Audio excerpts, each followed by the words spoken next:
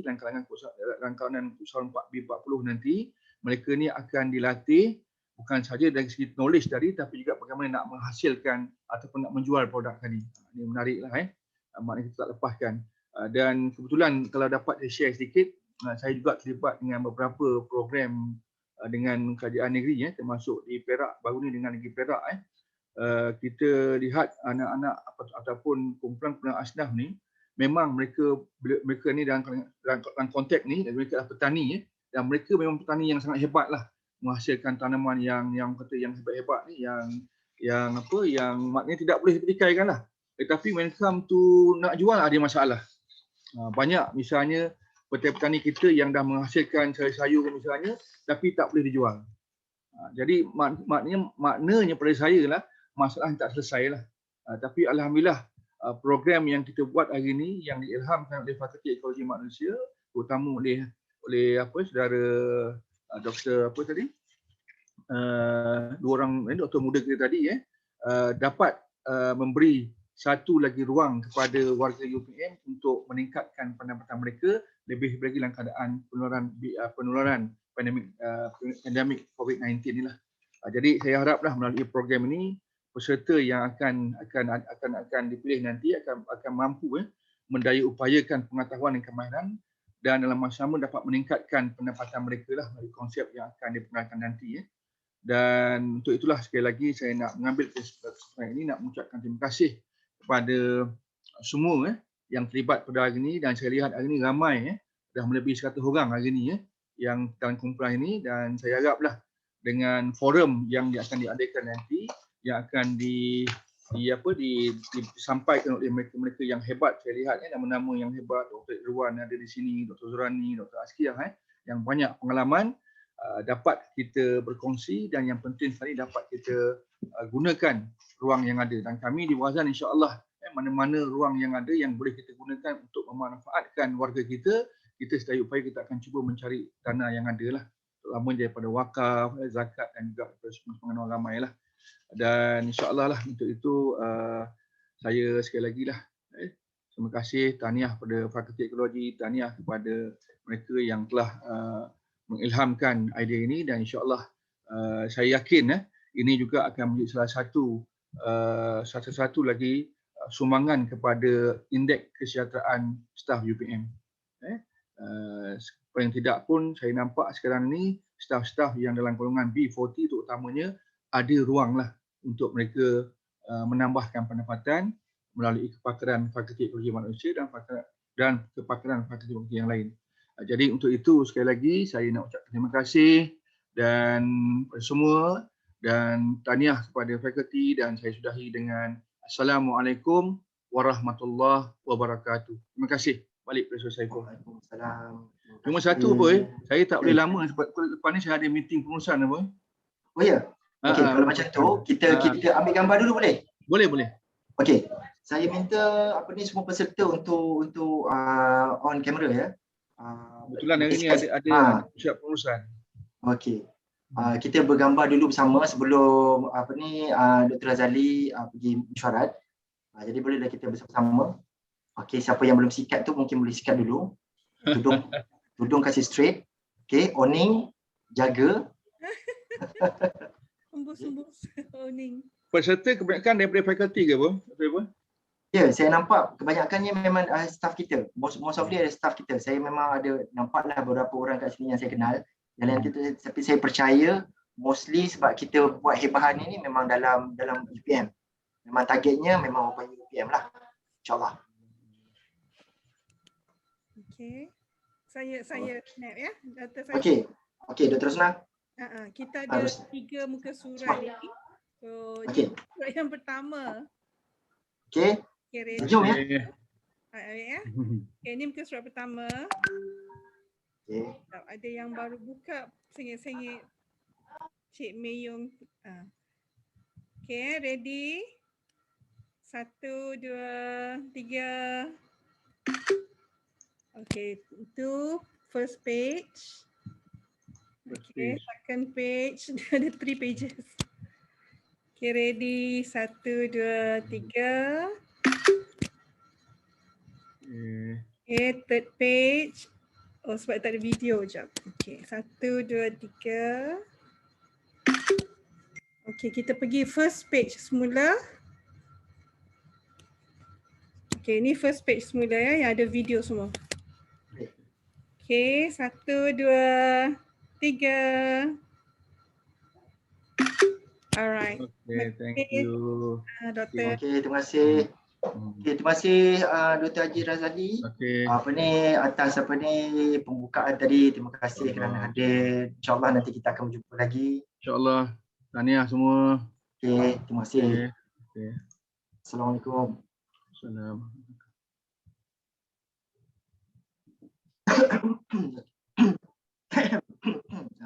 Kopi tak ada. Okay, kita sambung balik. Jadi saya rasa ada benda yang saya tertinggal dekat sini. Saya akan kenalkan dahulu kita punya askar-askar yang ada dekat dalam apa? Askar-askar yang ada dekat dalam program kita ni ya, program Zero to Hero lah. Okay, jadi saya share dekat sini.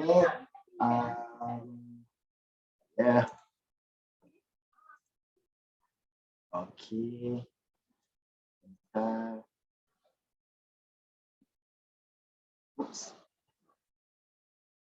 Okey, kalau boleh dilihat dekat sini ya. Okey, program Hero to Hero kita ada beberapa orang dekat dalamnya lah, termasuk saya. First kita ada kita punya pengarah iaitu Dr. Irwan Shah Muhammad Yusof, beliau daripada Fakulti Ekonomi Manusia.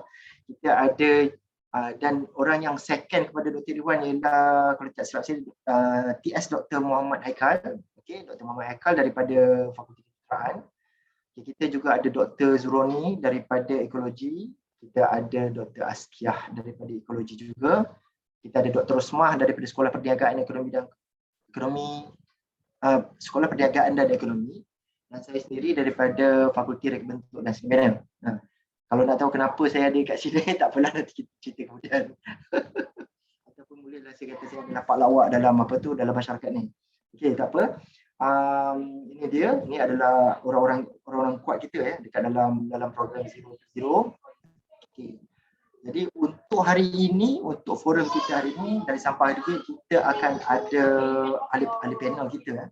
Ahli panel kita Dr. Irwan Shah, kita ada Dr. Roni dan kita ada Dr. Askiah. Jadi sebelum kita mulakan, okay, jadi saya ada baiknya lah saya bacakan dulu. Stop dulu. Alright. Saya bacakan dulu biografi mereka ni lah. Okey, saya bacakan dulu tentang Dr. Askiah binti Jamaluddin.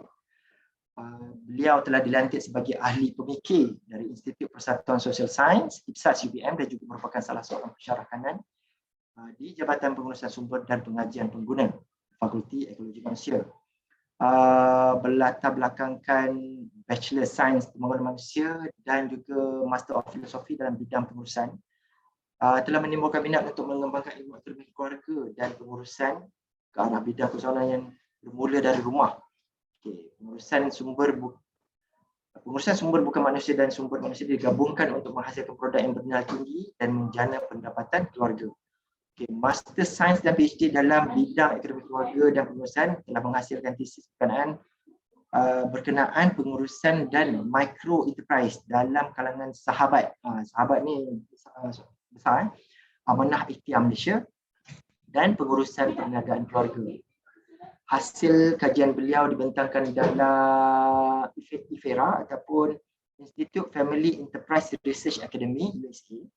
Sepanjang 20 tahun di UPM, bermula sebagai tutor hinggalah kini beliau aktif dalam aktiviti peningkatan ekonomi keluarga luar bandar dan kini telah memulakan peningkatan ekonomi keluarga di kawasan bandar, terutama dalam kalangan keluarga pemulihan dadah. Beliau juga adalah seorang professional trainer daripada Academic NLP Malaysia dan trainer dalam bidang language behavior profile dari Kanada. Orang kita ni bukan calang-calang ya. Okey, jadi kita ada dekat sini Dr. Zuroni Muhammad Yusof. Beliau memegang jawatan sebagai Ketua Pusat Kecemerlangan Penyelidikan Penggunaan Lestari dan seorang pensyarah kanan di Jabatan Pengurusan Sumber dan Pengajian Pemuda, Fakulti Ekonomi Malaysia UPM. Kepakaran dalam bidang ekonomi keluarga dan beliau mendapat Doktor Falsafah ekonomi sumber asli dan alam sekitar. Itu bidangnya dari UKM pada tahun 2017. Beliau dilantik sebagai pensyarah di Fakulti Ekologi daripada tahun 2001 hingga 2008 dan pensyarah kanan daripada 2008 hinggalah sekarang. Pengalaman beliau ialah dalam mengajar kursus-kursus ekonomi keluarga dan pengguna, modal insan dan ekonomi, pengurusan ekonomi keluarga, kredit dan risiko pengguna, teknologi maklumat, globalisasi dan kualiti hidup dan pengurusan dan penyelesaian masalah. Bidang penyelidikan beliau adalah berkaitan dengan bidang kelestarian termasuklah perumahan lestari, makanan lestari, indeks penggunaan lestari, indeks sisa sifar, bidang kewangan seperti kredit pengguna, pengurusan kewangan, tingkah laku, penerima pinjaman PTPTN dan sebagainya. Beliau bergiat aktif menerbitkan artikel jurnal tempatan dan antarabangsa, buku bab-bab dalam buku, buletin prosiding dan laporan teknikal. Beliau juga memegang jawatan Esko McFia mulai 2014 hingga sekarang. Saya pun tak pasti apa McFia ni, tak ada, dia ada akronim saja kat sini. Apa? Okey. McPhee Dr. Asri. McPhee. Okey, apa dia? Apa McPhee tu ya? Satuan Ekonomi Pengguna dan Keluarga Malaysia. Ya, terima kasih. Sorry. Tak apa. Okey, jadi last but not least, ini kita punya pengarah Dr. Iwan Shah Muhammad Yusof. Dr. Iwan Shah Muhammad Yusof merupakan salah seorang pensyarah kanan di Jabatan Pengurusan Sumber dan Pengajian Pengguna, Fakulti Ekologi Manusia, UPM. Berlatar belakangkan Diploma Reka Bentuk Industri Politeknik, Bachelor Reka Bentuk Perindustrian UPM. Okey, dah nampak dah kenapa saya ada kat sini. MSc Kesihatan dan Keselamatan Kerjaan Ergonomik di UPM dan PhD Ergonomik Reka Bentuk Produk di USM. Beliau aktif lebih daripada 8 tahun dalam program komuniti dan memperkasa dan meningkatkan taraf hidup masyarakat, khususnya golongan B40, dan dilantik menjadi penyelaras program Bual Bicara Pakar 360 perspektif pengguna dan masyarakat secara atas talian ketika pandemik COVID-19 melanda negara menyebarkan dan berkongsi isu semasa kepada masyarakat, dan program berkenaan telah mendapat sambutan yang luar biasa.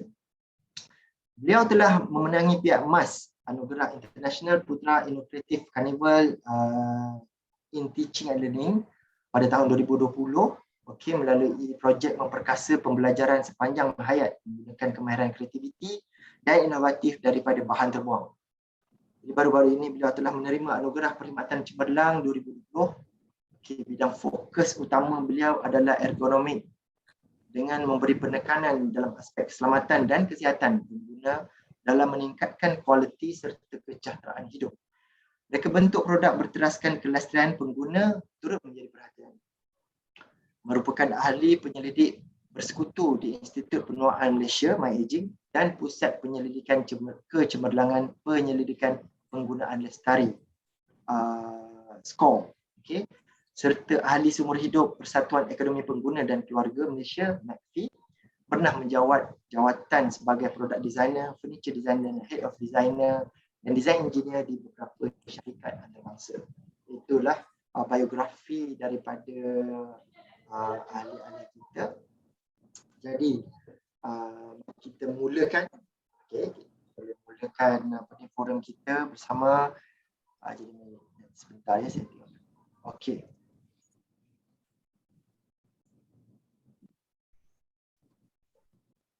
Saya lebih kurang seminit untuk saya buka file sebentar.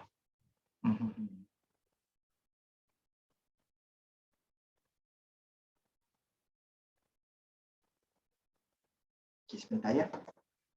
Hilang pula soalannya.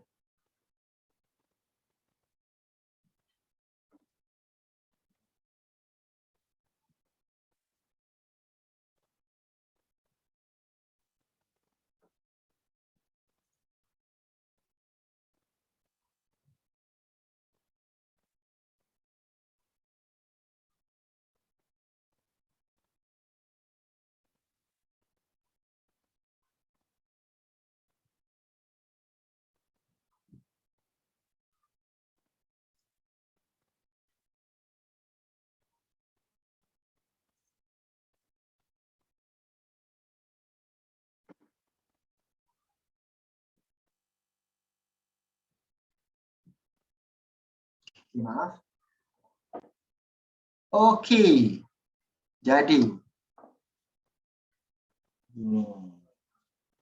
Okay, saya ucapkan Assalamualaikum warahmatullahi wabarakatuh dulu kepada panel-panel kita. Kita ada Dr. Askia. Okay, lambai sikit Dr. Askia. Okey, kita ada Dr. Irwan. Okey, nampak Dr. Irwan tu dalam apa tu, dalam kenderaan, beliau memang begitu. Okay. Assalamualaikum. Waalaikumsalam. Dan juga kita ada mana lagi seorang kita punya panel.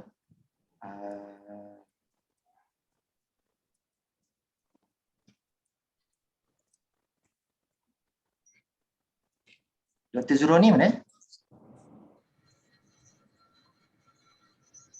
Ada Doktor. Mana? Ada. Okey, saya dah berpusing-pusing tu. Mana tadi? Okey.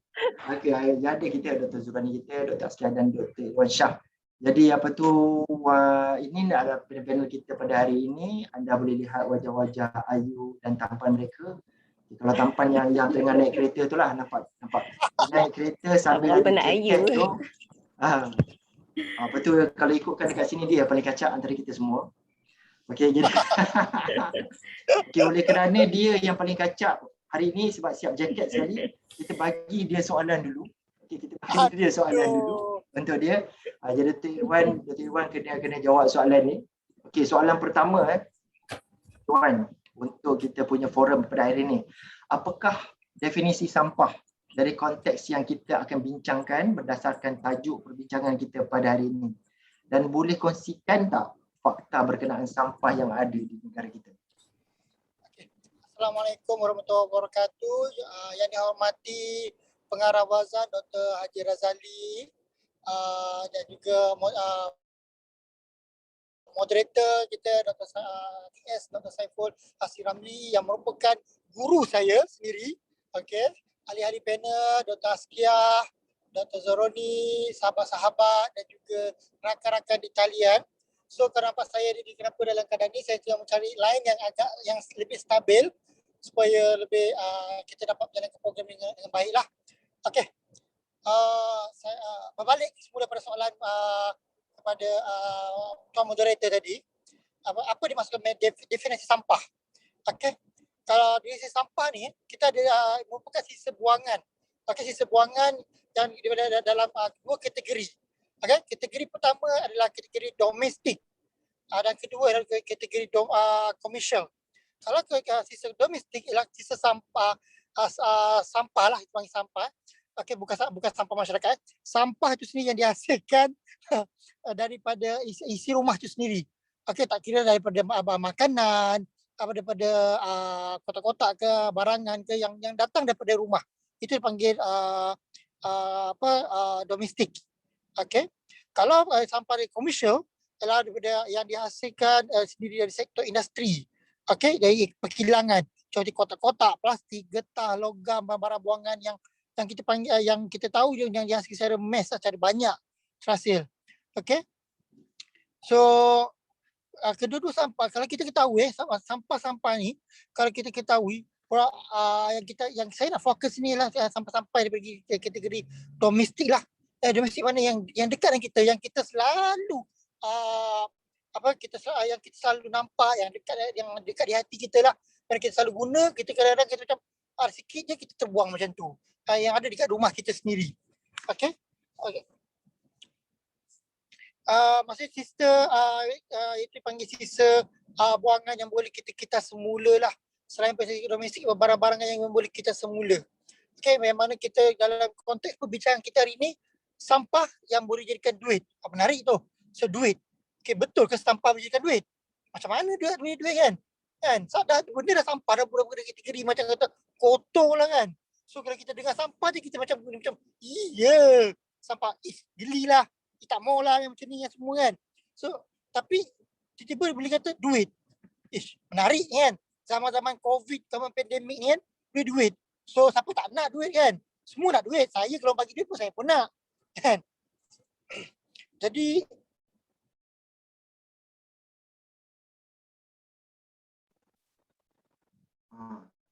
Okey, apa tu Dr. Iwan, apa tu dia lalu dekat terowong, mungkin apa tu terputus.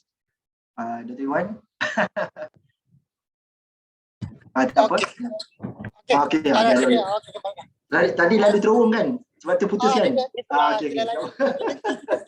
berlain-lain macam kita berserak-serak online ni ramai yang dengki sikit. Dalam dia cemburu. Tiba-tiba Dr. Iwan. dia kata handsome sangat hilang terus. Dr. Iwan boleh tak kongsi dengan kita apa ni ada tak fakta tentang berapa banyak sampah dekat apa tu negara kita ni? Tidak termasuk dengan sampah masyarakat tadilah. Bukan kita tolak sampah masyarakat dulu. Kita tolak masyarakat. Sampah. Okey, yang sampah. Ada berapa banyak? Okay, sampah yang ada kan, saya kongsi sikit je. Okay, kalau untuk makluman semua, okay, sehari rakyat Malaysia kita menghasilkan sampah sehari 3,800 tan metrik per day. Hari. Maksud banyak tau. Kalau kita cuba kalikan 7 hari, kalikan sebulan, kalikan setahun. Beratus juta, berapa bilion sampah dihasilkan. Kita boleh menghasilkan 2-3 buah gunung dalam masa setahun ni. Untuk gunung sampah aja. So bayangkan 3,800 tan metrik sehari rakyat Malaysia hasilkan. So banyak. So data peningkatan ni meningkat secara mendadak 175% pada tahun 2018 berbanding pada tahun 2005 hanya 19 tan saja yang dihasilkan oleh rakyat Malaysia. So benda ni dia lebih pada 100% peningkatan tu berlaku. Dan seorang pula cita-cita daripada kita, termasuk saya, mungkin juga tuan moderator, mungkin pihak lain menghasilkan sampah satu hari 1.17 kilo seorang tanpa kita sedari. Seorang beri kita sehari. Sampah tak kira sampah macam ni, sampah makan ke, sampah barang-barang ke, ni kita ni sehari. So data ni saya peroleh daripada Jabatan Alam Sekitar sendiri, Kementerian Alam Sekitar sendiri. So ini data ni pada 2018. So bayangkanlah pada tahun 2020 masa pandemik ni. So pandemik saya percaya kita banyak duduk kat rumah. Okay. Bila kita duduk kat rumah ni, kita ni biasalah makin lama makin sihat, pipi makin comel. Kan? Jadi makan pun makin banyak. So saya percaya ada kita sekitar habis kita buang. Mungkin kita bagi dari segi kontak makanan. Kadang kita order barang-barang daripada Shopee ni, kotak-kotak ke barang apa yang plastik-plastik tu kita buang macam tu je. Kita tak sedar barang-barang yang kita buang ni boleh digunakan semula dalam konteks yang lebih konteks perencanaan pendapatan. Kan? Saya rasa kalau kita lihat, kalau kita rakyat Malaysia sedar dengan keadaan yang berlaku sekarang ini akan menjadikan membantu kerajaan kita mengurangkan lagi penghasilan sampah, tapi dan sama kita boleh menghasilkan pendapatan. Okey. So itu saja yang saya nak kongsi dulu daripada peringkat pertama. Terima kasih, moderator. Okey, terima kasih Dr. Iwan. Bersiaran terus daripada dalam kereta nampak macam berita Saya pun terasa macam ni. Kita berada di sini macam tu. Okey, jadi kita ke soalan nombor 2 kita ke panel Dr. Zuroni. Okey. Jadi soalan saya, apakah yang boleh kita buat dengan sampah dari sudut menghasilkan sesuatu darinya? Okey, terima kasih Dr. Saiful Dr. Saiful Asli. Sorry terlupa dah nama. Dr. Apple sudah. Itu Apple. Saya dikenali ramai cik. Labelnya Apple Dr. Apple. Okey, Assalamualaikum warahmatullahi wabarakatuh dan selamat pagi semua ya. Sebelum tu saya nak ucapkan ribuan terima kasih lah kepada pihak penganjur dan juga pihak Wazan UPM lah kerana sudi menjemput saya lah sebagai ahli, salah seorang lah ahli panel forum pada kali ini dengan tajuk yang saya rasa menarik lah Tambah-tambah musim PKP, pandemik jadi dia agak menarik lah iaitu dari sampah untuk menjadi duit. So kita ingatkan sebelum ni sampah tu mungkin kita buang je kan. So sekarang ni sampah tu dah boleh jadi duit. Okey, berbalik kepada persoalan yang ditanya tadi tu, apakah yang boleh kita buat lah dengan sampah. Okey, sebelum saya pergi kepada nak menjawab soalan Dr. Apple tadi tu, Okey, kita tahu di mana sampah kalau kita ikut istilah biasalah kita panggil sampah tapi kalau istilah dalam kita rasa dalam akademik iaitu kita namakan sebagai bahan buangan kalau kita spesifikkan di peringkat isi rumah iaitu sisa pekerja isi rumah. So kita tahulah senario yang telah diberikan oleh Dr. Irwan tadi tu nak menunjukkan bahawa betapa banyaknya sisa pekerja isi rumah ataupun sampah ini yang dibuang oleh masyarakat terutamanya di Malaysia pada ketika ini, dan kita anggap bahawa dia merupakan suatu yang agak menggunung ataupun dah membukit sehingga kan tapak perubusan sampah kita pun sudah tidak muat lagi untuk kita untuk sampah diletakkan di situ. Jadi sebelum kita lihat apa yang kita boleh buat dengan sampah ini, sedikit saya nak bagi maklumat berkenaan dengan jenis-jenis sisa pekerja dan khusus di sini kita boleh fokus di peringkat domestik ataupun di peringkat isi rumah. So sebenarnya kita ada dua jenis iaitu sama ada sisa yang boleh dikitan semula ataupun kita namakan sebagai sisa baki. So sisa yang boleh dikitan semula tu nanti kita akan lihat macam mana kita nak jadikan dia sebagai sisa yang boleh kita semula. Okay, and then kita ada sisa baki. So sisa baki ni merupakan sisa makanan dan juga sisa-sisa kotor lah yang kita mungkin dah tidak boleh nak digunakan lagi ataupun yang tidak boleh nak dihantar ke pusat recycle ataupun nak kita buat projek upscaling dan sebagainya lah. Okey, jadi di sini di mana kita perhatikan bahawa kalau sisa pepejal yang boleh dikitan semula itu kita perlu asingkanlah sepatutnya lah sebelum kita hantar ke pusat recycle. Okey, dan ada beberapa jenis lah yang boleh kita lihat iaitu yang pertama mungkin kertas. So kertas banyak Kalau sebelum ni kita lihat surat khabar, majalah, katalog, kertas A4, kertas berbagai-bagai kertas lah sampul surat dan sebagainya. So itu adalah kategori kertas. Jadi mungkin di peringkat isi rumah ni kita boleh asingkan sebelum kita hantar ke pusat recycle lah. Okey, dan yang kedua plastik. So ini pun salah satu sekarang ni kat Malaysia kita lihat plastik ni memang banyak walaupun kerajaan kalau ikutkan di negeri Selangor ini kerajaan mengenakan denda lah kan kalau bagi siapa yang pergi shopping tu tak bawa beg green bag kan. So masing-masing masih lagi nak menggunakan plastik so kerajaan ataupun pihak pasaraya mengenakan cas lah 20 sen untuk setiap plastik itu Tapi kita dapati bahawa walaupun dikenakan cas itu tapi rakyat kita masih juga tak tahulah mungkin dari segi sikap ke ataupun amalan tu masih lagi berada di tahap yang rendah dan sebagainya lah Okey, so botol-botol jus yang kita ada minuman ringan macam air mineral, botol mineral kan bekas-bekas makanan dan bekas sabun cecair mandian botol shampoo, dan kita ada lagi botol-botol makanan dan seumpamanya lah yang kita letak di bawah plastik So itu yang kedua. Yang ketiga iaitu mungkin dalam bentuk kaca ataupun seramik kan So suri rumah ni memang saya maklum lah kita menggunakan kicap so kita ada botol kicap, botol sos, botol dalam jam minuman ringan bekas-bekas kosmetik, pinggan, kaca dan sebagainya lah so kita lihat itu mungkin yang menggunakan kaca lah. And then seterusnya kita ada juga dalam bentuk aluminium, besi, logam lain dan sebagainya so itu antaranya.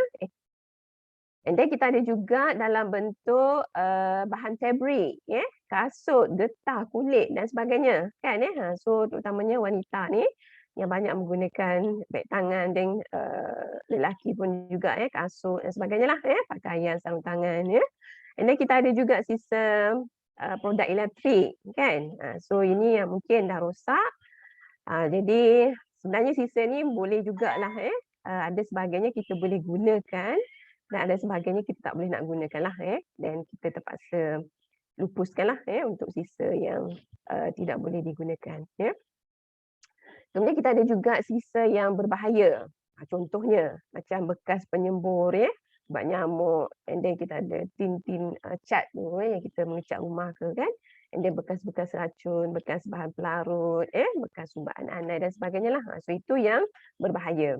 So yang berbahaya ni kita kena tahu cara untuk melupuskan dia lah. Okey, so itu adalah kita lihat dari segi ciri-ciri sampah yang kita kata adalah yang sekarang ni yang berleluasa lah di peringkat isi rumah. Okey, jadi apa yang dengan adanya sisa yang kita kata tadi tu, yang saya nyatakan tadi tu, apa yang boleh kita buat dengan sampah ini? So, of course tuan-tuan dan puan-puan sedia maklum contohnya macam sisa baki yang saya cakap tadi tu, iaitu sisa makanan katakan so mungkin ada sisa-sisa makanan yang berlebihan ataupun masa sebelum kita masak tu sebagai suri rumah itu, sebelum masak tu mungkin ada sayur-sayur, batang-batang dan sebagainya itu yang tidak boleh digunakan dalam masakan. Jadi yang itu boleh kita gunakan untuk dijadikan baja kompos. Okey, so baja kompos tu dia sesuai lah untuk kita gunakan dia sebagai baja untuk menanam lah. So itu daripada sisa makanan. So adalah proses untuk membuat baja kompos ni. And then yang seterusnya mungkin fabric kan kalau kita misalnya kata kita tak nak pergi hantar ke pusat recycle jadi mungkin fabric ni kita boleh guna semula, okey, reuse, maksudnya kita boleh guna semula produk tersebut untuk kegunaan kita ke ataupun untuk anak-anak kita and then yang seterusnya kita hantar ke pusat recycle lah kita semula. Okey, kita semula ni konsep dia adalah kita menghantar produk itu ke tempat kita semula lah untuk dijadikan bahan ataupun produk yang baharu. Itu kita namakan sebagai kita semula. Dia sebenarnya melibatkan pemusnahan sampah lah untuk kita jadikan sesuatu yang baharu. Okey. Jadi itu adalah konsep kita semula lah. Jadi sebenarnya nanti Dr. Askia akan sentuh lah produk-produk ni mungkin boleh menjana pendapatan. Jadi untuk saya kita lihat kita semula ni juga dia salah satu jugalah boleh juga kita gunakan untuk menjana sedikitlah pendapatan tambahan kepada kita. Alright, dan lagi satu yang penting yang saya nak lihat di sini apa yang boleh kita buat dengan sampah ini iaitu sebenarnya kita ada banyak sampah yang ada di rumah tu bentuk fabrik, bentuk kayu-kayan yang kita ada, kemudian kita ada tong-tong dan sebagainya tu yang boleh kita gunakan dia semula secara lebih kreatif. So lebih kreatif dan lebih berinovatif di situ. So apa yang kita namakan sebagai konsep upcycling. So upcycling ini dia beza sikitlah dengan kita semula. Kita semula tu kita kena hantar ke pusat kita semula and then produk tu akan dijadikan produk yang baharu. Upcycling ni kita tak perlu pun nak hantar ke pusat kita semula lah. Di mana kita boleh di peringkat isi rumah pun kita dah boleh gunakan dia untuk kita jadikan produk yang baharu melalui kreativiti yang kita masukkanlah di situ. Di mana kalau kita lihat dia adalah proses untuk mengubah produk tersebut tu ataupun bahan buangan yang kita ada tu ataupun yang kita rasa produk tu tidak berguna ataupun yang tidak diinginkan untuk dia dijadikan bahan baharu atau produk yang dianggap lebih berkualiti dan lebih kita rasa mempunyai nilai di situlah nilai artistik ataupun nilai persekitaran ataupun dia ada value added nilai ditambah di situ setelah kita jadikan dia produk yang baharu. Contohnya macam kita ada sisa fabrik so fabrik kain-kain tu mungkin kita boleh olahkan balik supaya menjadi bag and then kita ada surat khabar so saya perhatikan surat khabar kalau di peringkat komuniti macam fabrik tadi tu mereka gunakan produk tersebut diolahkan balik semula untuk dijadikan kotak. Misalnya kata surat khabar tu jadi kotak and then sudu tu boleh dijadikan tempat penyangkut baju ataupun rak-rak untuk yang boleh digunakan lah untuk sangkut barang-barang tertentu lah. And then botol-botol tertentu boleh jadikan pasu bunga kan. Jadi kalau kita lihat di situ contoh macam saya pun pernah juga jadikan balang kaca untuk letak tempat pensel. Jadi kita olahkan balik, kita bagi kreatif kat situ, cat balik semula and then kita mungkin tambah baliklah nilai-nilai tertentu di situ. Jadi kita akan nampak hasil dia begitu baik dan juga dari segi penjimatan tu memang amat menjimatkanlah sebab kita menggunakan produk itu semula So antara contoh yang saya pernah buat lah, ini dengan anak, buat dengan anak lah. Ini kita guna produk-produk yang tertentu yang terpakai untuk dijadikan bantal lah ni kan, contoh macam bantal. And then macam kotak-kotak tertentu, so kalau kotak itu kita mungkin wrap balik semula ataupun kita letaklah gambar-gambar tertentu ke di sini kan. So ni sebenarnya kotak kira biasa je dekat board ni tu. Jadi kita boleh wrapping balik semula, and then mungkin kita letak apa-apa yang tertentu lah supaya kita boleh menjadikan tempat untuk kita menyimpan barang di sini contohnya kan. And then ada juga ni kotak ini daripada kayu lah. Ini daripada papan. So dijadikan produk tertentu yang boleh kita gunakan untuk menyimpan barang-barang lah. So kita cat balik semula kan. Kita buat barang tertentu. So ni antara contoh-contohnya lah. Ataupun frame-frame gambar. So tak sempat saya nak ambil tu. Frame gambar kita olahkan balik menjadi gambar yang cantik dan menarik. Ataupun tuan-tuan boleh je lihat dalam internet pun banyak kan. Kita boleh sebenarnya kita olahkan balik. Macam apa tu, pack Milo ke ataupun 3-in-1 tu kan, Nescafe ke. So saya lihat tu boleh juga digunakan untuk dijadikan bag. So dan sebagainya lah, banyak sebenarnya kita boleh buat melalui kreativiti tertentu yang kita namakan sebagai proses upcycling. Jadi kita lihat macam-macam lah di situ yang boleh kita kenal pasti tentang apa yang boleh kita jadikan sampah ini ataupun bahan buangan ini supaya dia lagi nampak menarik, lebih menjimatkan dan mempunyai kualiti lah. Dan kita pun tak perlulah nak membelanja banyak wang untuk mendapatkan produk-produk yang baharu di pasaran. Okey. So saya rasa itu dululah Dr. Epol. Ya, boleh. Okey. Terima kasih Dr. Zoroni. Okey, itu dia tuan-tuan. Apa ni, daripada sampah banyak kita boleh buat. Saya kalau pasal sampah ni saya hanya tahu kalau sampah tu saya kaitkan dengan barang lusuh yang selalu lalu lalang depan rumah kita ni kan, yang nilam bukan nilam. Itu apa? Ulat kabel lama, paper lama kan, aluminium, macam tu barang lusuh lah. Jadi kita, yang saya tahu itu je lah yang kita boleh dapat duit daripada benda yang terbuang lah. Kalau kita ada benda sampah besi ataupun apa kat belakang, kita bawa pergi depan kan, kita jual dekat orang yang beli barang lusuh ni.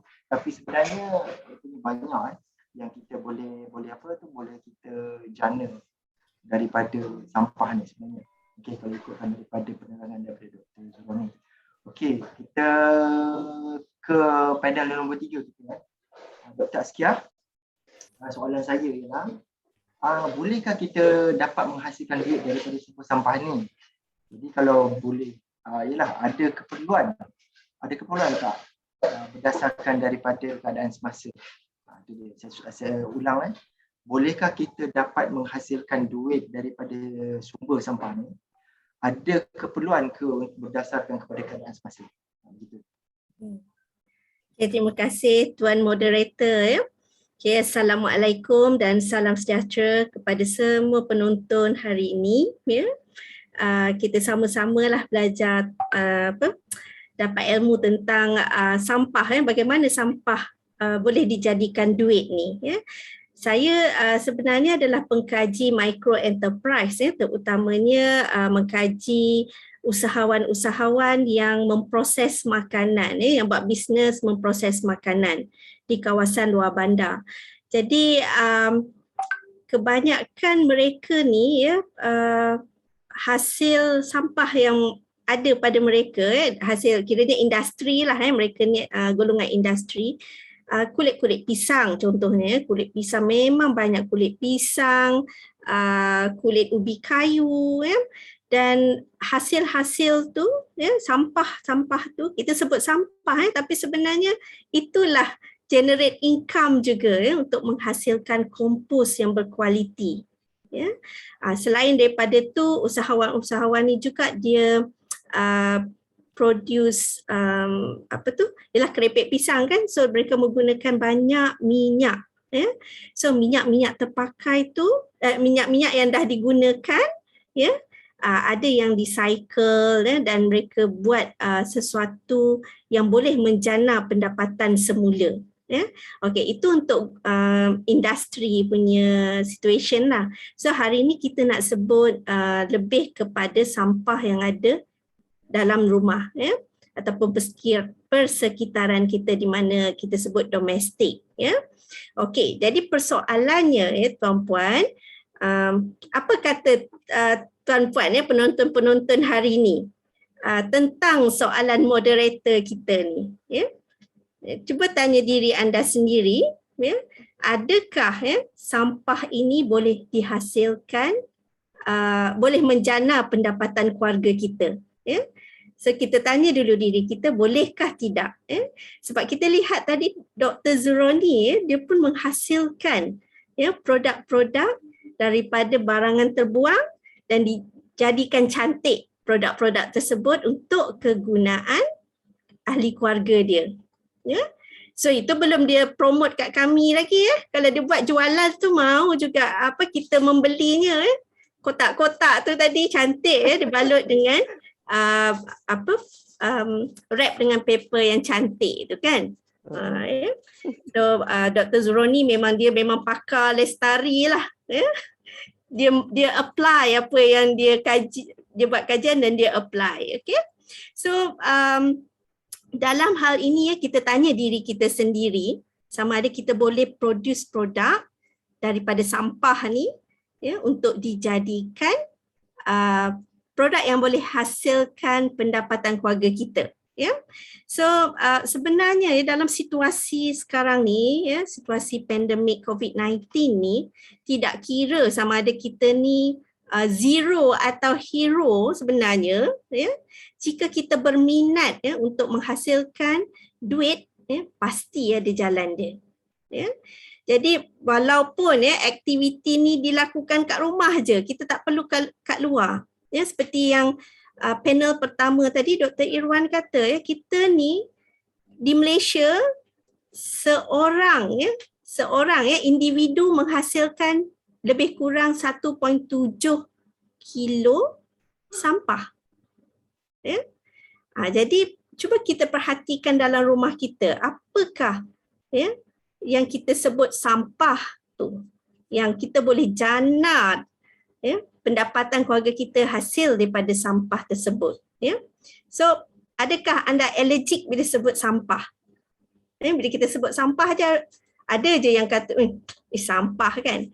Okey, saya nak tanya di sini, berapa orang yang tengok Olimpik?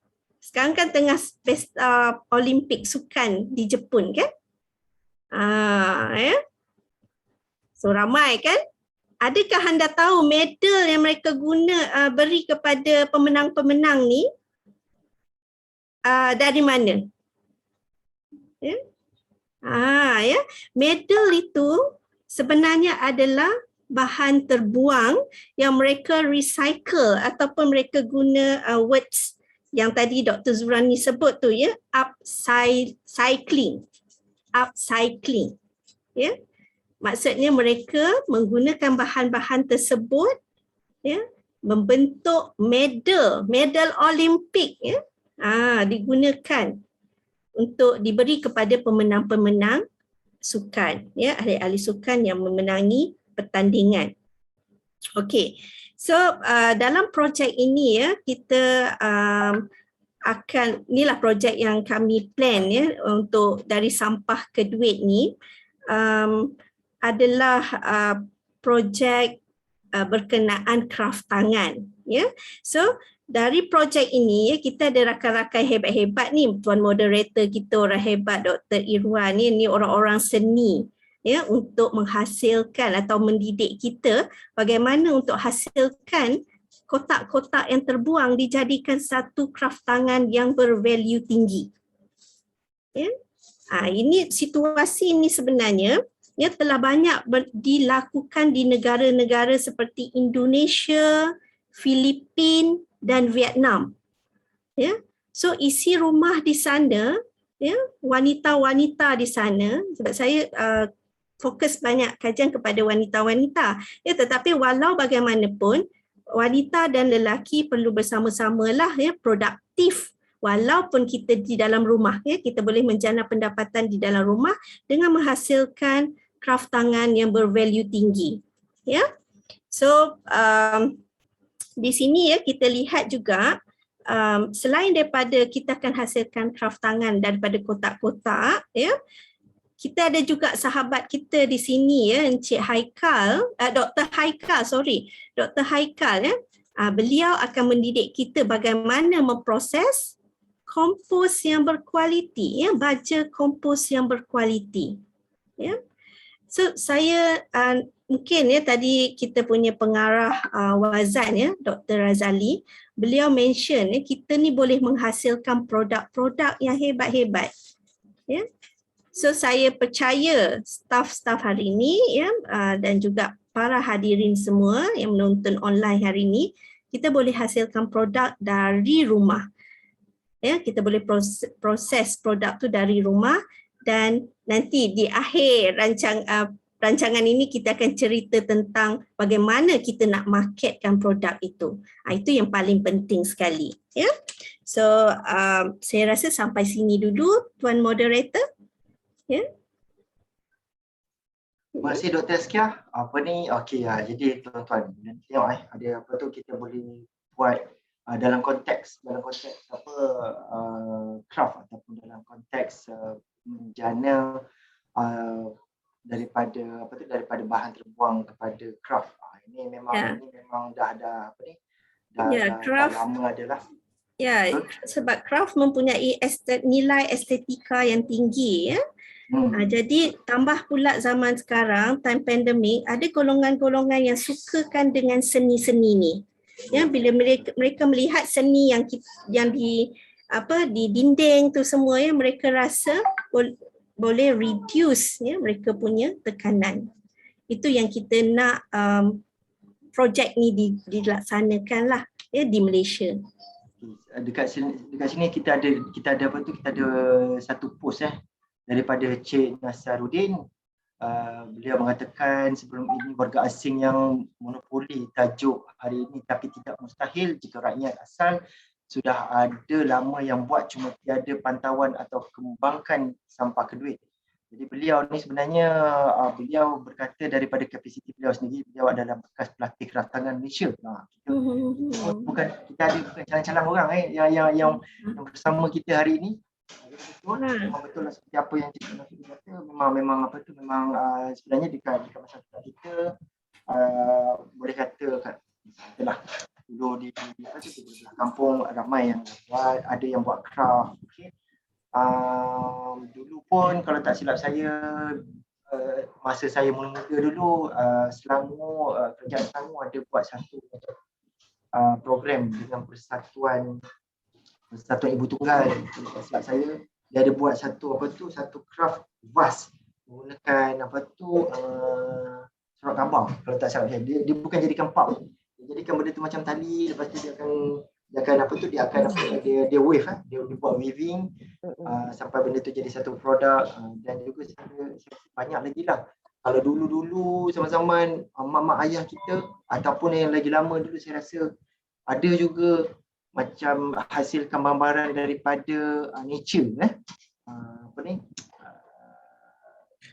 gambir kan, daripada gambir, daripada tempurung pada kelapa, biji jangan kulit bawah, biji getah,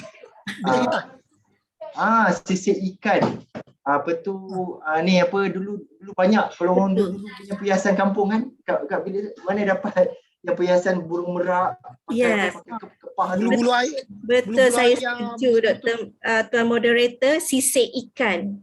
Sisik ikan. Very kreatif tu, cantik. Memang nilai dia tinggi. Saya ada terbaca cerita pasal upcycling ni. Dekat mana? Dekat some di negara Afrika lah. Salah satu daripada negara Afrika ni. Mereka ni satu bandar ni dia buat perusahaan ikan. Okay. Ikan dori ke ikan apa? White fish lah. Jadi dia orang ni ambil dia punya isi je. Jadi kulit tinggal. Jadi kulit ikan ni macam kita kan biasa kan pernah kan kita makan kulit salmon tu kan. Itu sedap. Itu sedap. ini bukan makanan. Dia jadikan kulit ikan tu sebagai pengganti kulit apa tu, macam kita kan selalu pakai kulit buaya, kulit ular kan sebagai kasut, beg. Dia gantikan kepada kulit ikan. Saya sampai tak sangka macam, oh kulit ikan boleh buat ni beg serius beg. Cuma dekat situ kalau dia tulis dekat situ Salvatore Ferragamo, jadi dia jadi brandnya. Kalau itu branding dah, itu cerita lain kan. Tapi sebenarnya benda-benda yang macam tu sebenarnya kita boleh jadikan dia sebagai produk, dan kita tak sangka mungkin produk yang kita buat tu sebenarnya bukannya jadi produk lengkap. Kadang-kadang kita boleh jadikan dia produk yang half lengkap, orang lain akan lengkapkan. Macam tadilah, dia hasilkan kulit je kan, jadi kulit tu yang jadikan beg another company. Macam itulah. Contohnya begitu ya. Itu jadi kalau supply dalam chain, ekonomi kita sebut sebagai end product lah. End product lah. Ya. Ini yang saya semangat ni. Okey, saya pula yang semangat. Okey, kita dah sampai pusing yang kedua. Jadi saya akan kembali kepada Dr. Iwan. Saya nak tanya, soalan dia ialah, pada pandangan doktor, adakah barangan yang dikitlas oleh ini mampu menjadi sebuah produk untuk dikomersialkan, dan adakah ia boleh dapat sambutan? Gitu. Okey, terima kasih Tuan Moderator. Soalan bagi saya memang soalan tu yang ditunggu soalan tu. Adakah dia boleh dikomersialkan? Pada pendapat saya dan juga pengalaman saya rasa jawapan saya adalah semestinya yes. Dia penuh keyakinan tu menjawab yes. Kerana apa? Apabila kita melihat apabila kita nak commercial satu produk, kita kena kita perlu kena enhance sikit. Kita tambah sikit nilai tertentu, nilai produk tu sendirilah. Contoh ni nilai estetika dia. Dan kita tambah sikit elemen sebelum ni mungkin nampak macam bosan, nampak macam boring, kan kita tambah sikit dengan letak manik-manik sikit. Kalau kita gambar kita potong gambar sikit, kita letak gambar dengan warna-warna sikit semua. Dah jadi benda lain. Macam Dr. Sori tunjuk tadi kan, tak sangka pun itu bantal. Bantal kita letak sikit dengan warna yang betul. So kita kena letak sikit jadi gambar-gambar patung macam gambar SpongeBob ke Frozen kan. Dah kita terus bertukar. Cantiknya. Padahal kalau kita keluarkan elemen-elemen tu, dia jadi macam biasa je. Tapi itu dipanggil nilai estetik dia tu. Kita tambah sikit elemen-elemen yang boleh wow tu. Dan wow tu kita tambah. Kita tahu juga siapa sasaran produk yang nak dihasilkan tu. Bila kita tahu produk tu nak dihasilkan, contohnya kalau kita nak buat bantal ni untuk kanak-kanak, mestilah kita ada elemen yang macam yang atraktif. Gambar Pokemon, gambar Frozen. Takkanlah kita gambar Frozen tiba-tiba user yang bagi ni gambar untuk yang makcik-makcik pula. Confirm lah kita tak beli. Maksudnya kita kena clear. Kita kena faham siapa yang produk yang kita nak ni. Kita nak clear siapa yang kita nak produk yang nak tuju kepada siapa. Bila kita tahu siapa yang nak tujukan tu, mudah. Kita dan pembeli pun tahu.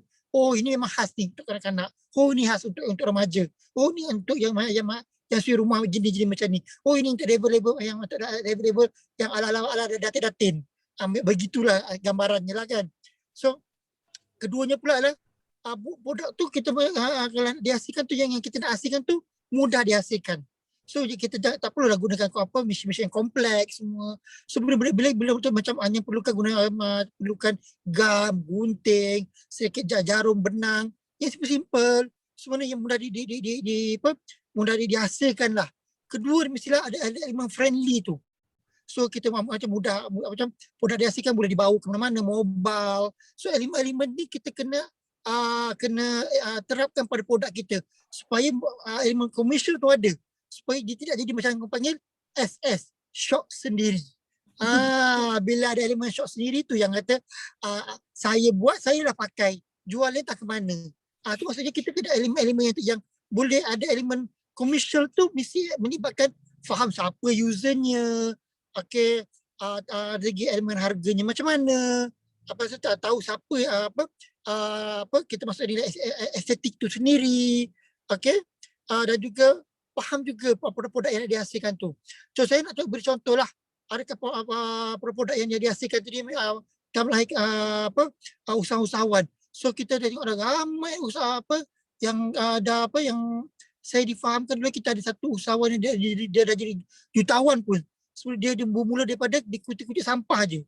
So sekarang ni dia dah ada syarikat besar dah jadi seorang jutawan bermula daripada kutik-kutik sampah. So dia sampah tu dikutip-kutip dan dia hasilkan dan dia dah jual kembali. So jual kembali tu maksudnya dia buat pengasingan. Okay, produk apa contohnya baju-baju. So baju ni mungkin dia dah buat bentuk beg ke, seluar ke, atau dia jual jadi bundle balik ke kan. Okay, kedua mungkin juga kotak-kotak tu dah jadikan satu benda baru, bentuk yang frame gambar, jadi jam dinding semua. Dan dia dah jadikan satu produk yang ni, dan beliau dah jadi usahawan pun, yang dia usahawan yang berjaya. Bukan level panggil IKS ke apa, tak. Jadi jutawan dah pun. Contoh kedua produk yang ada lagi, kita ada tayar. Sekarang kita dapat tayar kita rumah, tayar kereta ke, tayar basikal, tayar motor kan. Kadang-kadang kita buang macam tu je. Padahal pada tayar ni kita boleh jadikan produk atau satu bentuk produk yang baru. Contoh perabot, boleh jadikan sofa rumah, yang kita boleh jadi macam tempat meja kopi. Kalau kita potong betul-betul, kita jadi masuk sikit elemen kita select dia balik, warnakan balik semua, boleh jadi jam dinding. Letak cermin, kita tambah cermin pada tayar tu, dah jadi cermin dinding. Kadang orang tak tahu pun, betul ke tayar ni? Tak sangka benda-benda begini kan. Lepas tu lagi kita tengok sisa makanan rumah. Sisa makanan rumah kita ni, kalau kita macam saya beritahu tadi kan, kita ada di rumah banyak menghasilkan sisa makanan. Kalau kita polisi makanan ni kita sedar tak sedar boleh jadikan satu produk baru, iaitu panggil baja kompos. Baja kompos ni dia punya nutrition sangat-sangat tinggi. Okey, bila nutrition tinggi ni, dia yang bagus ni pula baja kompos ni tak ada babak kimikal. Dia 100% organik. So hasil tanaman yang kita hasil lebih sihat, lebih segar, lebih fresh. Dan ini yang kita nak. Kadang-kadang kita beli sayur kat pasar tu nampak cantik je semua. Tapi kadang-kadang dia dah gunakan racun serangga, gunakan kimikal, semua kan daripada baja-baja semua tu kan. Tapi bila kita gunakan daripada sisa makanan rumah tu, kita jadikan baja tu pula kita letak pada tanaman-tanaman kita, dan makanan kita yang kita guna tu lebih sihat dan juga memberi kita macam lebih keyakinan pada produk kita, pada sayuran kita. So itu saya beritahu. Dia banyak kaedah-kaedah prosesnya. Yang paling penting ada satu saja. Ada usaha dan juga kita ingin menceburi bidang, bagi saya cuba bidang baru ini sebagai satu sumber alternatif dalam pendapatan kita untuk segi dalam keadaan pandemik ini, untuk menjadi penjanaan pendapatan. Okey. Itu saja pada pandangan saya. Okey, berbalik saya serah kembali kepada Tuan Moderator. Terima kasih Tuan Moderator. Terima kasih Datuk Irwan. Okey, itu dia. Jadi sebenarnya kita ada peluang. Memang ada keperluan dan ada permintaan. Jadi saya rasa kita tidak perlu ragu-ragu lah sebenarnya kalau kita nak gunakan kaedahnya ialah macam mana kita boleh manipulate sampah, kita jadikan sebagai barang-barang untuk buat income. Jadi bukan tadi saja mula-mula tadi kita banyak sentuh tentang craft kan, jadi sampah jadi craft kan. Jadi yang juga benda yang penting juga kat sini ialah yang kita nak dedahkan ialah macam mana dengan sampah makanan tu kita boleh buat baja. Itu dia, macam mana kita boleh buat fertilizer dengan sampah, benda yang saya fikir benda yang percuma lah. Saya fikir benda yang percuma yang kita boleh dapatkan mungkin daripada kita sendiri, daripada jiran-jiran kita boleh kumpulkan dan kita boleh proses dia menjadi baja yang boleh kita gunakan sendiri dan kita boleh jual balik kepada jiran-jiran kita. Kadang-kadang market tu tak payah besar-besar sangat pun. Market dia ialah orang kata 40 40 jiran kita. Kita ikut konsep ni lah, kita ikut konsep jiran. 40 kanan, 40 kiri, 40 depan dan belakang. Macam tu. Banyak lah tu. Kita punya area untuk yang boleh kita cover.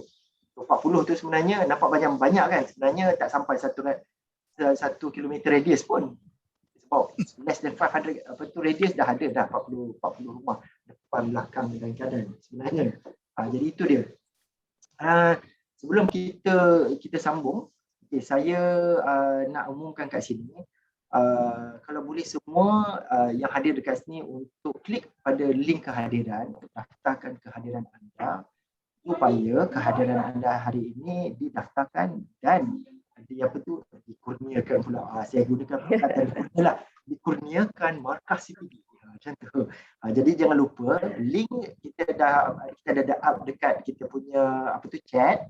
Jadi siapa yang gunakan telefon mungkin boleh tengok dekat chat tu. Okey, kita ada share dekat situ. Okey, link dia dia memang dalam bentuk Google Form. Okey. Ada lagi satu. Okey, dan juga anda semua boleh, peserta semua boleh melontarkan soalan. Tapi soal jawab kita akan kita jawablah, ataupun jika ada soalan pada waktu tersebut kita akan buat pada akhir selepas kita sebelum kita rumus ya, sebelum saya merumus kita punya talk hari ini. Jadi tapi soalan boleh dikemukakan sekarang, boleh melalui chat. Jadi itu je yang kita punya ni lah, kita punya wadah hari ini. Memang kita pakai chat ni. Jadi boleh tuliskan kat situ dan kita akan simpan dan kita akan cuba jawab nanti pada akhir rancangan kita. Okay. Alright. Jadi kita teruskan kepada Dr. Zuroni. Okay. Soalan dia, berdasarkan pengalaman doktor menjalankan program komuniti, berdasarkan pengalaman doktor menjalankan program komuniti, adakah pendekatan menggunakan sumber kitar semula dari sampai ini mampu menarik minat komuniti untuk menceburinya? Dan bagaimana pendekatan lestari ataupun pendekatan kelestarian dapat diterapkan? Baik, terima kasih sekali lagi Dr. Epo, moderator kita yang hebat ni kan.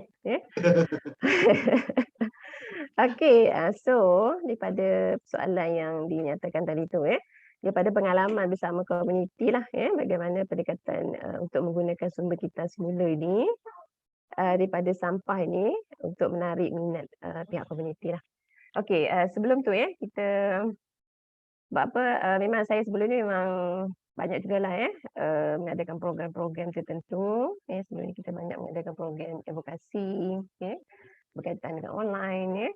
So daripada situ kita dah nampak lah sisa-sisa ataupun bahan buangan daripada plastik, kotak yang kita order lah kan dari online. And then program-program tertentu di peringkat sekolah lah, di peringkat kejiranan kita dan sebagainya lah. So sebenarnya banyak jugalah aktiviti-aktiviti yang boleh kita lihat, kita rasakan bahawa dia adalah sesuatu yang memberi manfaat. Walaupun kita rasa produk-produk yang kita ada tu dia sebenarnya dia ada value dia yang tertentu dan kita boleh bagi dia nilai tertentulah Jadi kenapa hari tu saya bertanya jugalah dengan komuniti yang biasa saya kendalikan program ni. Sebenarnya mereka memang amat berminat sebenarnya mereka berminat untuk involve dengan program-program yang melibatkan bahan-bahan yang boleh kita upcyclekan ini. Maksudnya kita tak perlu menggunakan produk-produk yang mahal yang boleh kita dapat kat pasaran tu melalui pembelian. Sedangkan kita boleh guna sumber-sumber asli ataupun bahan-bahan daripada rumah kita. Yang boleh kita kita jadikan dia satu produk yang memberi nilai tambah yang lebih baiklah untuk kita kan. Jadi mereka amat berminat, cuma saya mencari ruang dan masa lah memandangkan sekarang ni kita pun dalam proses daripada last year kan sehinggalah sekarang masih lagi tak boleh nak bersama dengan komuniti kan. Jadi semuanya melalui online dan sebagainya. Jadi apabila melalui online ni kita susah sikitlah nak berinteract kan untuk menunjukkan sesuatu tu Jadi insya-Allah saya akan cuba selepas ini untuk bersama dengan komuniti yang mereka rasa mereka amat berminat lah. Mungkin saya akan jemput Dr. Irwan, doktor yang pakar ni kan, Dr. Ipul, dan Dr. Haikal kan. So kita boleh teruskan dengan program komuniti kita lah. Okey, sepanjang pelibatan kita, saya di peringkat komuniti tu, kita dapati bahawa kenapa mereka berminat ni, antara lainnya adalah disebabkan oleh ingin mengurangkan bahan buangan ataupun sisa-sisa yang kita hasilkan di peringkat isi rumah. So kita macam saya nyatakan tadi lah, kita ada banyak sebenarnya bahan buangan yang boleh kita gunakan semula. Kita namakan sebagai reuse. Ataupun boleh kita upcyclingkan dia, upcycle. Kita jadikan suatu produk yang lebih baik lagi. Kan? So itu yang kita perhatikan bahawa antara salah satu faktor lah. And then fabric terutamanya. So SCORE, iaitu saya sebagai ketua untuk pusat kecemerlangan yang berkaitan dengan pendidikan penggunaan lestari ini. So kita sebenarnya kita ada dekat UPM tu ada beberapa, iaitu di Fakulti Ekologi sendiri kita ada 2 tong ataupun tong fabrik and then di pusat Islam dekat area masjid tu kita ada 2 tong kat situ. Di fakulti pun ada 2 tong and then dekat college pun kita ada jugalah. So kita lihat di situ tambah-tambah musim sekarang ni kan duduk di rumah ibu ayah, terutamanya ibu lah kan. Mereka tak ada kerja sangat, jadi boleh asingkan bahan-bahan terpakai itu untuk di-recyclekan. Itu salah satunya kan. So jadi at least dapat mengurangkanlah bahan ataupun sisa di rumah, sisa buangan di rumah. Salah satu faktornya lah. Okey, yang kedua adalah untuk ataupun boleh menjimatkan sumber kewangan. So kita tahu taman-taman sekarang ni kita tahulah masing-masing telah pun ada yang kehilangan pekerjaan, and then sumber pendapatan berkurangan kan, dan sebagainya. Jadi dengan cara ini kita boleh at least kita boleh juga menjimatkan wang lah. Nanti saya akan sentuh tentang pengeluaran di tingkat isi rumah tu. So itu pun boleh juga salah satu cara untuk kita mengurangkan penggunaan wang untuk kita berbelanja di pasaran. Okey. Yang ketiga, boleh juga untuk kita mengurangkan dari segi penggunaan bahan mentah yang baharu. So sebenarnya kita dah ada produk-produk tertentu kan yang boleh kita gunakan. Kertas-kertas banyak kat rumah kan macam saya ni anak-anak sekolah lah kan banyak buku-buku yang tak digunakan. So itu kita boleh gunakan balik. Tak perlu kita mencari bahan yang baharu.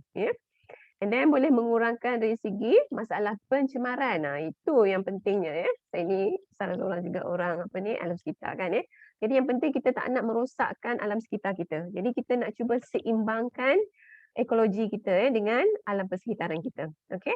Dan akhirnya mungkin kita akan mengurangkan pengeluaran gas rumah hijau lah. So salah satu antara lain di rumah kita melalui penggunaan elektrik. So jadi daripada situ kita boleh juga kurangkan dari segi penggunaan elektrik. Sebab elektrik ni kita tahu dia boleh mengeluarkan gas kita kata karbon fluoride tu kan jadi dia akan menyebabkan gas rumah hijau berlaku jadi itu kita boleh kurangkan lah dan juga bahan-bahan yang lain lah boleh juga kita kurangkan dari segi masalah pencemaran dan juga mengurangkan pengeluaran gas rumah hijau. Okey, berkaitan dengan kelestarian ataupun kemampanan pula aku kalau konsep biasa kalau orang umum biasa dengar itu mampan kan kalau yang akademiknya mungkin lestari kan. So dia sebenarnya istilah yang sama je lah iaitu di mana proses untuk kita mengekalkan perubahan supaya dia adalah berada dalam keadaan yang seimbang seimbang di antara sumber yang kita ada dan juga dengan persekitaran kita lah dan juga dari segi aspek penggunaan kita jadi daripada situ kita lihatlah sebenarnya konsep ni bermula daripada laporan Brundtland dulu daripada Suruhanjaya Dunia mengenai alam sekitar itu. So kita lihat di situ di mana mereka menekankan aspek kemampanan ini ataupun kelestarian di mana di sini kita dapati bahawa iaitu yang berlaku di Rio de Janeiro lah pada ketika itu iaitu di Brazil laporan Brundtland ini dan diberi penekanan tentang penggunaan lestari, right? And then kita lihat kalau kita aspek kita sebagai pengguna kita akan sentuh tentang bagaimana untuk kita menjadi pengguna yang mampan ataupun pengguna yang lestari iaitu kita nak menggunakan barangan dan juga perkhidmatan itu untuk kita memenuhi keperluan asas kita ke arah untuk kita mencapai kualiti hidup yang lebih baiklah, iaitu di mana kita cuba meminimumkan dari segi penggunaan sumber asli. Kita ada pelbagai sumber asli. Kalau dulu kan, contoh macam dululah, saya dekat kampung-kampung dulu ni, sumber asli kita ada nipah kan, kita boleh jadikan dia sebagai atap untuk bumbung kan, bumbung rumah dan sebagainya. Ini kita ada mengkuang kan, dijadikan tikar. So itu adalah daripada sumber asli yang boleh kita upgradekan dia, kita upcyclekan dia menjadi produk yang mempunyai high value di situ. And then tak lupa juga kita lihat dari sudut pandangan Islam jugalah. Sebab kita apa-apa pun yang Islam ni kita kena ambil kira lah. Iaitu yang merangkumi tuntutan untuk kita berlaku secara adil. Tuhan menjadikan alam kita, menjadikan kita manusia kan. Jadi kita kena adil dengan alam kita lah. Kita nak kurangkan masalah sampah tadi itu supaya tidak berlaku masalah global warming, pemanasan dan sebagainya lah yang menipiskan lapisan ozon. So kita lihat sekarang ni, walaupun kita lihat sekarang ni kat area saya ni cuaca mendung je kan, tapi bahang ni kita terasa. So itu nak menunjukkan mungkin kesan daripada kita lah, yang kita rasakan bahawa kita ni menjadi pengguna yang kurang lestari katakan kan. So itu yang menyebabkan berlakunya pemanasan walaupun berada dalam persekitaran yang suam-suam sekarang